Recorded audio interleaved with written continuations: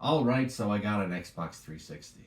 I couldn't resist. I've been on such a seventh gen hype train the past, I would say, 6 months or so.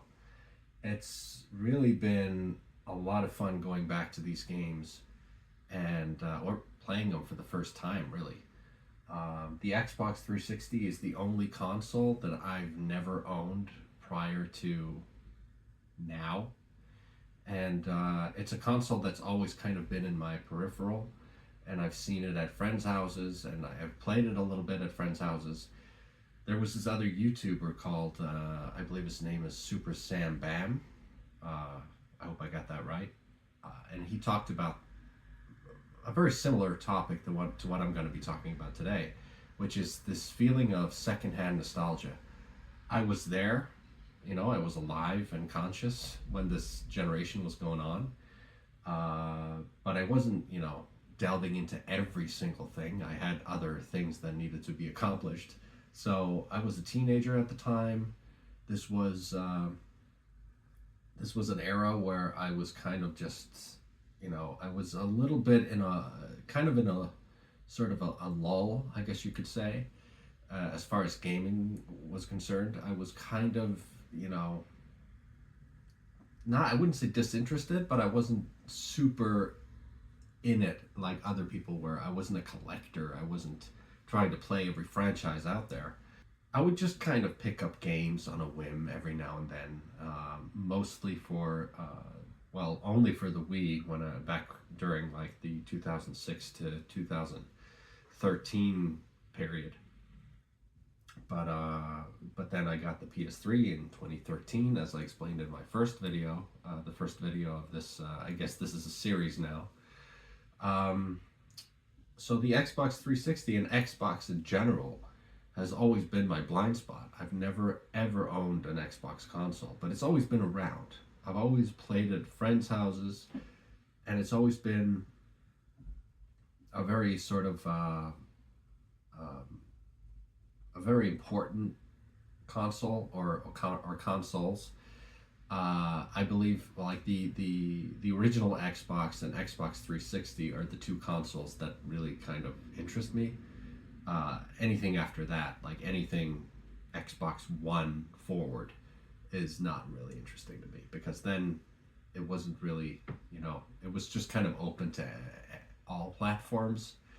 It was just kind of, you could just play it on PC, and who cares? As far as I know, the Xbox 360 has definitely one of the more comfortable uh, controllers that I've ever tried. The Switch Pro controller is the only one that comes close, but I might have to give it to this one. It's strange because this controller is extremely comfortable. The ergonomic design is just perfect. The only strange thing though is that it's a seventh gen console with a seventh gen controller, and we're still having to rely on this. That was surprising to me. I never thought of that. I mean, I guess I saw it back in the day when I held one, that there was a battery pack on the back of it, but I didn't remember it. And so when I got it, I was like, "What the hell is this?" And it's a battery pack, because it didn't have rechargeable battery in it, which was surprising to me. I thought that was the case for all, or I guess both consoles of the seventh generation. But no, the Xbox was still rocking that battery pack. Luckily, though, I managed to get one of these little nifty things, so that if I do run out of battery and it's a kind of an emergency situation, I don't have two extra. I can just plug this in and then plug it into the Xbox, and there's this little door here that leads to two USB ports. So, you know, that's always good to have. But the Xbox 360 is definitely a console that I've never really been interested in. I've kind of ignored it. But then, I figured I have the Wii, I have the PS3. why not just get it and see what it has to offer? And boy, did it have stuff to offer. Um, as usual, along with the console, I had to get a stack of games, and this is what I ended up with. So, as you can probably tell, the first five games here are OG Xbox games, and the rest are 360 games. And you know, I had to get Splinter Cell and Halo because those I actually remember from that time. Um, I was around 10 when the first Xbox came out, so I remember these vividly. These were very popular games, and I remember, you know, I've always been a Metal Gear Solid fan, and I've never, beyond, you know, the hours I spent at friends' houses and got to play the first one, I've never really played the Splinter Cell games. So I know for a fact that I like stealth. So it might be something for me. I'd like to try it. Halo, Combat Evolved, and Halo 2, and of course Halo 3 and Halo Reach as well. I can't wait to actually finally experience those games because I've heard so much about them. I've only played the first one, again, at a friend's house. So I don't really know that much about the series. I only know it's like Master Chief, and he has that artificial intelligence girl in his helmet or something. That's really all I can tell you. That's it. So it'll be very exciting to get into it. Also got Perfect Dark Zero because, you know, I got the Nintendo 64 game, so it's interesting to see how that story unfolds. As I understand it, it's actually a prequel. I guess that's why they called it Zero. But yeah. But the games that I've really, you know, sunk hours into thus far is Mass Effect and Mass Effect 2. I know these are available on other platforms now, but I'm all about getting that authentic first experience and seeing what it was like when it came out. And this was exclusive to the Xbox 360 in the beginning. The first Mass Effect game, I just finished playing it. And it really is something that had a really big effect on me. There's something about this game where you're just kind of wandering around the Citadel, and the music that plays in the background, along with the sort of dim lighting and futuristic environment, I can't quite explain the feeling it gives me, but it has this sort of calming yet unnerving effect on me that I can't get enough of, where it's so quote unquote alien to me, that whole place, and at the same time it's very familiar. I can't quite put my finger on it, but it's definitely something that I really felt when playing this game, among many other locations and interactions that I had. But the Citadel is like the one thing that stands out to me. That's like really, I can't stop thinking about it, and I have that track playing in the back of my mind at all times. And this game really is fantastic, and it's crazy that I tried playing it back in 2013. I believe I got it for the PS3. Yeah, I got the collection for the PS3, and I just kind of wasn't ready for it, I suppose. I was just, a lot of other games were pending, and it was a new series, and it's difficult to get into new series when you have an already established franchise that you are into, that you just want to keep on playing. But now I was just kind of, I had run out of familiar games, and now I'm just branching out, and I'm glad I picked this up. I am so glad I spent the time that I did on playing this game, and I love how this game, you have actual consequences. I love that. You can import your save file over to Mass Effect 2, And now all the choices you made in the first one will be transferred over to this one. So something like a seemingly insignificant character that you meet at the very end of this game that you don't really think that much of, at least I didn't, shows up in this one and thanks you for letting her live. Shepard, don't shoot. You know me. I shut down the security cams as soon as I saw it was you. Never thought I'd say it, but I'm glad it's you shooting up the place. Sorry, ran up an Noctis. You let me go when you destroyed Sarah's lab with firmware. Had to outrun a nuke in a utility pod, but it's still a second chance. I assume you have a good reason for being at this lab. Don't worry, I'm not wasting the chance you gave me. My work here, strictly beneficial. Not for the mercs. Tador's on a standard power trip. But O'Keir is trying to do something good, even if his methods are a little extreme. I guess you could have just shot her and then she wouldn't have appeared in this game. So that's kind of crazy. I really think that is, man, that is so cool. That is really cool. I love how that's a thing in these games. And that, like, prior, dialogue options you've chosen give people an impression of you that they carry with them throughout the series. I mean, I haven't gotten as far as the third one yet. It's still sealed, as you can see. But I'm assuming that's like something that follows you throughout the entire franchise, which is so cool.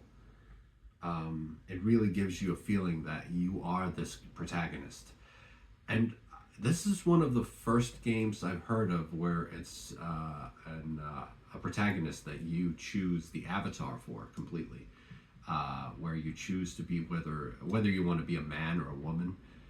You're still that same person with that same position in the universe. You're still someone who becomes a Spectre. You're still someone who hunts Saren, and that's really cool. I think that's really, really cool. It's one of the first 3D games, like full not open world, but 3D major budget video game that I can think of that did that, and I think that is so cool. And I'm really a fan of the series now, and I'm happy that I got to experience it, and I keep experiencing it. I'm still playing the second one. I'm still having a great time. Can't wait to see what happens in that one. I heard the third one was very disappointing to fans for whatever reason. We'll just see. I'm usually not as critical as other people. I usually find the positives in most games and media that I consume. So we'll see. We'll see. Another series that I have never touched in my entire gaming career is Gears of War. And here I got all three. I think it's just three, right? I don't think there's any more of them. So here I got the entire series. I got it for next to nothing on Marketplace. This guy on Marketplace just was selling his entire collection, and I was like, okay, Gears of War. That's one thing that's very Xbox that I've heard of. I've only heard the name. I have no idea what it's about. All I know is this very macho series of games where you just shoot stuff and you're big burly men with big guns, and that's it. I don't know anything else. And I'm sure it's crazy. I'm sure it's over the top.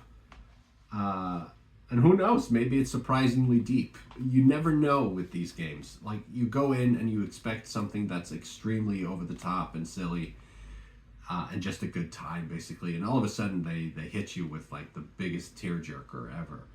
Who knows? It could be that. It could be a situation like that. So I'm looking forward to trying these out too. But first, I gotta finish Mass Effect. That has my full attention right now. Another thing that I absolutely love about the Xbox 360 is this. Damn, that's cool. I don't know. It's such a small thing, but it makes all the difference. That sound it makes when you barely even touch the power button. The tip of your finger hits it, and that ding sound. It's so futuristic, even though it's over 20 years old now. And there's also this Star Wars edition of the console that makes the R2D2 sound. That is really cool. As I understand it, Xbox 360 kind of has not the greatest relationship with Star Wars in general. The games that came out for it didn't kind of live up to the hype, as I understand it. So that's kind of ironic. But, well, even still, it's a really cool console design. But yeah, I got the slim version, as you can see. It's definitely, as I understand it, it's more of a reliable console than the original one. It doesn't have the red ring of death problem. I also had to, as I do with all my consoles, I took it apart and I cleaned it.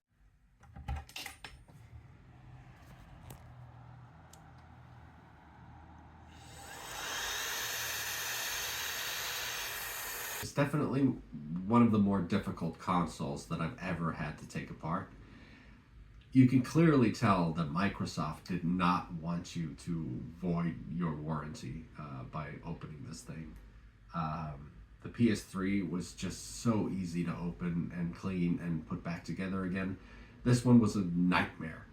And as I understand it, it's just the first time you open it. This one had never been opened before. It has the original stickers on it and everything, so, and it had never been opened before. So the first time you open it, these little, I don't even know what you call them, but these little sort of rings that are sort of attached to the screws when you take it apart, they really do a good job of holding it together. Once you finally manage to take it apart, those little plastic rings finally come off, and it should be easier for you the next time you open it if you need to. It has a removable hard drive, which I think is really cool. I love that they gave you that option of just buying another hard drive if you were so inclined. I might do that, actually. I kind of like having all my games on the hard drive and keeping them that way, all the saves and everything.